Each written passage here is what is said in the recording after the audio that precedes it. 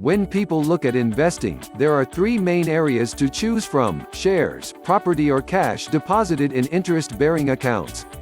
Why has property proved to be the most effective choice?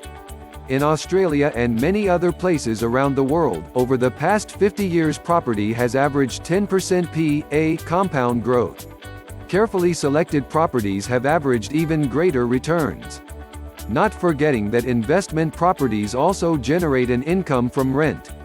Median-priced property in Australia have averaged growing at 2 to 4% per, higher than inflation, making it a very solid investment. One of the most effective way to build riches is to accumulate a portfolio of investment properties over the space of 7 to 10 years and then let the power of compound interest work to your benefit. The main reason that property can be utilized more effectively than shares as an investment is due to the added benefit of being able to highly leverage an investment property. Leveraging is where you use a small portion of your own money along with a large portion of someone else's money, a bank loan, to secure an investment of a far greater value than you could have, using only your own money. If you invested $10,000 directly into shares that were growing at 10%, then in 7.2 years they would be worth around $20,000. On the other hand, if you had used that $10,000 as 5% deposit on a $200,000 property and borrowed the remaining 95% plus establishment costs. If this also grew at 10%, then in 7.2 years your investment would be worth $400,000. Meaning that by leveraging your investment you have gained an additional $190,000.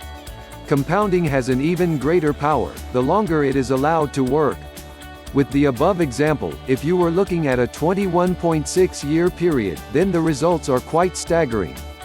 The unleveraged shares would be worth $80,000 and the property $1,600,000, a differential of $1,520,000. It is possible to borrow 100% of the purchase price of a property plus expenses by securing the deposit against your own home, so that you don't need a cash deposit. Isn't going into debt a bad thing? There are two types of debt. Good debt is where you borrow funds to secure a capitally appreciating, income-producing asset. Bad debt is where you borrow to buy a capitally depreciating, non-income-producing item such as a car, boat or holiday. There are many different strategies for property investing, which suit different people depending on their current income or financial position. A combination of using good debt to buy property and then allowing compounding to do its work seems to be one of the most effective way of creating wealth. But this is definitely not a get-rich-quick scheme, on the contrary it is a get-rich-slowly scheme which works most effectively over a 10 to 20-year period. It takes patience and perseverance, but after having spoken to dozens of other property investors, many of whom have become multi-millionaires within the space of 10 to 15 years, I am certain that it is worthwhile. Do not forget to subscribe to the channel and like the video. Thanks for watching.